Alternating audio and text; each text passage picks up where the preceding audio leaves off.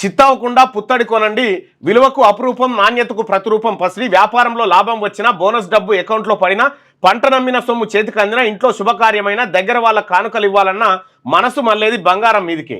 ఇప్పుడు మేలిం బంగారం తులం బంగారం 1,00,000 సమీపాన ఉంది. అరగ్రాము కూడా అపురూపంగా మారిన తరుణంలో బంగారం కొనుగోలు చేసేటప్పుడు కొన్ని జాగ్రత్తలు తప్పనిసరిగా తీసుకోవాలని సూచిస్తున్నారు నిపుణులు. ఏమేం జాగ్రత్తలు తీసుకోవాలి బంగారం కొనేటప్పుడు, ఎటువంటి దాన్ని కొనాలనేది ఇక్కడ ప్రత్యేకమైన కథనం.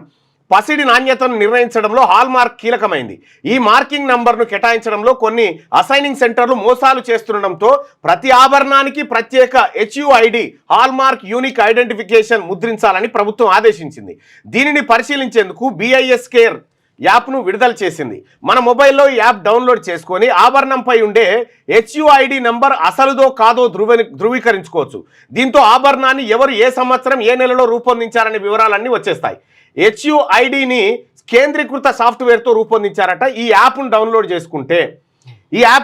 చేసుకుంటే మీరు బంగారం కొనేటప్పుడు ఆ బంగారం మీద ఉండేటువంటి హాల్ మార్క్ ఏదైతే ఉందో ఆ హాల్ మార్కును ఈ యాప్లో ఫోటో తీస్తే ఈ హాల్ మార్క్ కరెక్టేనా, డూప్లికేట్దా, అసలు ఈ బంగారం కొనొచ్చా వద్దా అనేది ఆ యాప్ చెప్పేస్తుందట. సో ఇట్లా ఒకప్పుడు అందులో మనం ఎవరైనా బంగారం కొనుక్కొచ్చుకొని మన అవసరాన్ని ఉంటే ఆయన చూపించుకొని బంగారం మంచిదేనా మేలిమేనా కాదా అని చెక్ చేసుకుంటుంది. ఇప్పుడు ఈయన అయింది అన్నట్టు, ఈ యాపే అవసరాయన ఇంకెక్కువనే అయింది ఇప్పుడు ఇది పరిస్థితి.